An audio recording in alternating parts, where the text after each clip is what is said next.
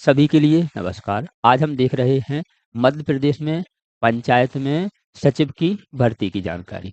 सचिव की भर्ती को लेकर इससे पहले भी अपडेट आया था, लेकिन अब राजपत्र में पुनः अपडेट आया है। इसमें क्या दिया गया है इसके बारे में हम देखेंगे। इसी के साथ इसकी योग्यता के साथ ही इसमें आयु, पद, जिलेवार पद भी देखेंगे और अन्य जानकारियां देखेंगे।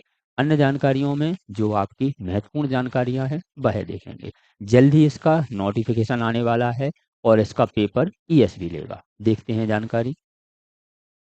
यह आपका राजपत्र है, जो राजपत्र आया है। यदि हम यहाँ देखते हैं, पंचायत एवं ग्राम विकास विभाग, इसी के साथ 13 मार्च 26 का जो आपका राजपत्र है, 13 मार्च 26 का यह राजपत्र है। देखते हैं जो महत्वपूर्ण जानकारी है वह देखते हैं।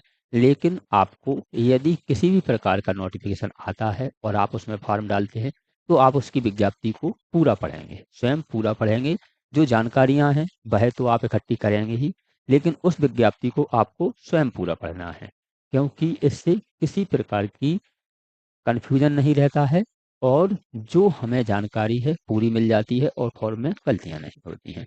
देखते हैं, इसमें सबसे पहले हम देखते हैं इन नियमों का संक्षिप्त नाम मध्य प्रदेश पंचायत सेवा ग्राम पंचायत सचिव भर्ती नाम है, जो 2026 है, नियम 2026 के अनुसार रहेगा।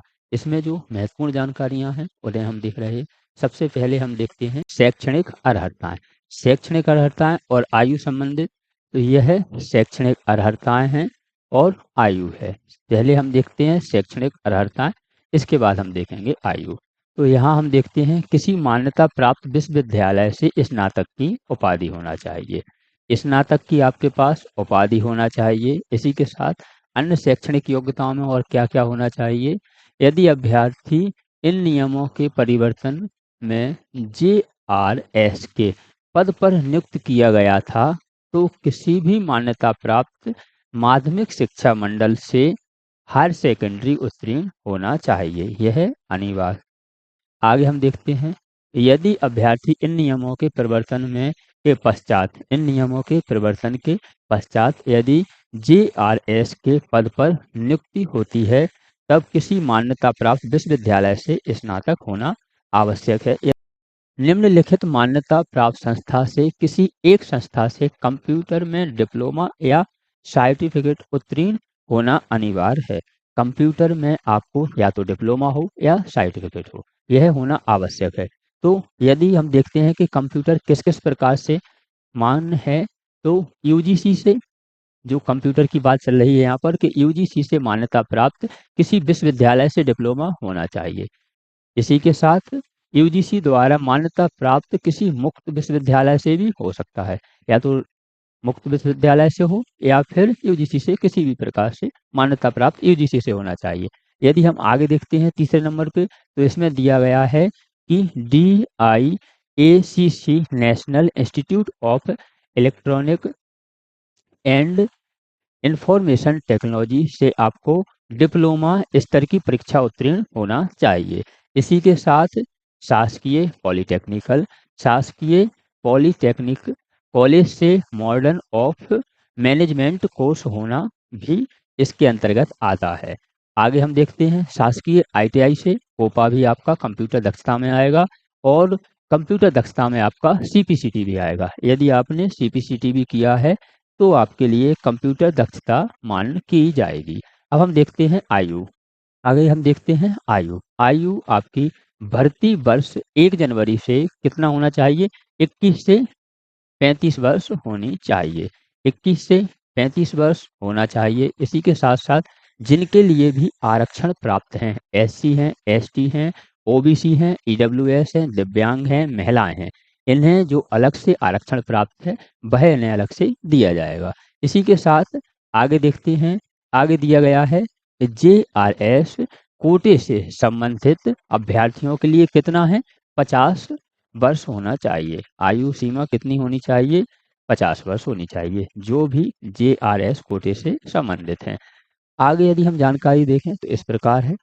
पात्रता परीक्षा कर्मचारी चयन मंडल, मतलब आपका पेपर ESB लेगा।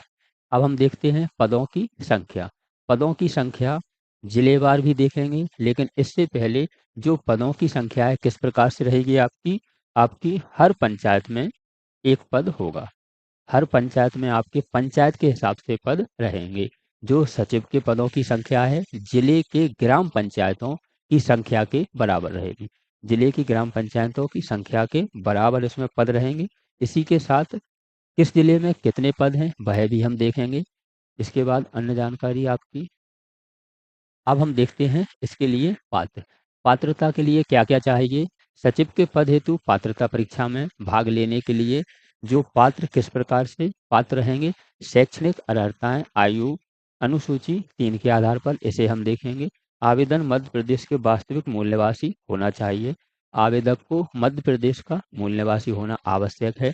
इसी के साथ जिनके 2 से अधिक जीवित बच्चे हैं, यह जब आप फॉर्म भरेंगे, फॉर्म भरते समय आपको ध्यान रखना है 2001 के पश्चात 3 बच्चे नहीं होना चाहिए, वह फॉर्म भर सकते हैं। इसी के साथ जब आपका विवाह हुआ था तब आपकी आयु विवाह योग्य होनी चाहिए 18 और 21 साल के अनुसार। इसी के साथ क्या नहीं होना चाहिए, दिवालिया नहीं होना चाहिए और मानसिक विकृत नहीं होना चाहिए, तो आप फॉर्म भर सकते हैं।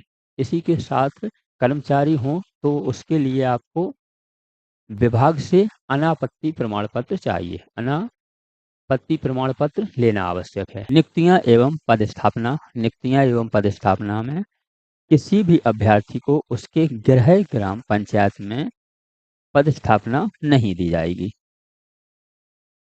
यह आपकी जिले के हिसाब से जो पदों की संख्या है वह दी गई है। आप पीडीएफ निकालेंगे तो इसमें संपूर्ण जानकारी दी गई। जैसे ही इसमें हम टोटल देखते हैं तो कितनी वैकेंसी हैं, 23,011 वैकेंसी हैं। 23,011 इसमें टोटल वैकेंसी हैं। यह जो आपका गजट है हिंदी इंग्लिश दोनों में है। जो 52 पेज की पीडीएफ है जिसमें से आधी हिंदी में है और आधी आपकी इंग्लिश में है। तो आप हिंदी या इंग्लिश जिसमें भी पढ़ना चाहें आप इस जानकारी को पूरा पढ़ें। फॉर्म भरते समय आपको ध्यान रखना है जब भी आपका नोटिफिकेशन आता है, नोटिफिकेशन को पूरी जो आपका नोटिफिकेशन उस पूरे को आपको पढ़ना है। पूरे को पढ़ने के बाद ही आपको फॉर्म डालना है।